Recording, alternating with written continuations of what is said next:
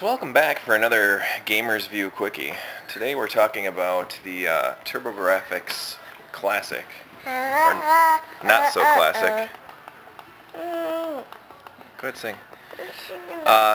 Turbografx game, Turbografx 16 game, Shockman, which was released in Japan on the PC Engine as Shockman 1992. One thing when you're playing this game, you'll notice some simulators right away. Similarities between games like Mega Man and Gunstar Heroes and pretty much any game that was multiplayer, simultaneous, with superpowers and jumping and platforming. I mean, you know, it owes a lot to games like Gunstar Heroes and Mega Man for the most part, but it does have a lot of original concepts. Some levels are action platforming levels, and some levels are 2D side-scrolling shoot-'em-ups, and they do a really good job on the segue going from action platforming game to shoot-'em-up, and it integrates into one really, really great game. And the reason why I recommend Shockman, one of the reasons why I recommend Shockman is because it is a very fun two-player game. It's a very challenging game. The difficulty is very high.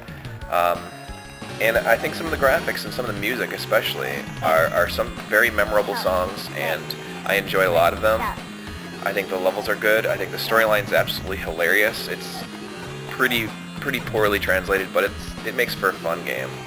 And I think that a lot of people that pick up Shockman or Shockman 2 and they don't give it a real chance, you know, they play it and they're unable to get past, say, the first level, or they're unable to get very far into the game, so they, you know, just, you know, say, hey, I give up, and they don't really come back to it and give it another shot. I was one of those type of people where I first played it and I really didn't care for it too much until I made myself keep playing through it. And a lot of the difficulty, it isn't difficult like, say, like how Ghouls and Ghosts is difficult. It's more difficult on the way that they're normally very good programmers and very good developers wound up getting a little sloppy with this game, and there were some parts of the levels and some parts of the game that just are really questionable. It's just not very well put together, and it actually makes the game more difficult because of the controls being off, or some of the actual part of the game is just not real well put together.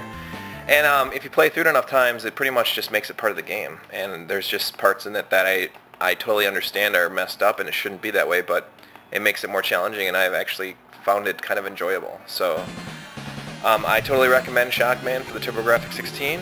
I recommend it for the PC Engine as well, the Shockman 2 game that was released. We never did see a sequel to it in the States, so it is the only game in the series in the United States for the Turbografx. Although more games were released in Japan. There was a prequel that was made for the PC Engine, and a sequel made for the PC Engine CD, and even a fourth game in the series that was released on the Super Famicom in Japan that we never saw anywhere other than outside of Japan. It's called Shockman 0, I believe, and it's pretty good. Not probably like my third favorite in the series, but it's a pretty good game. But anyway,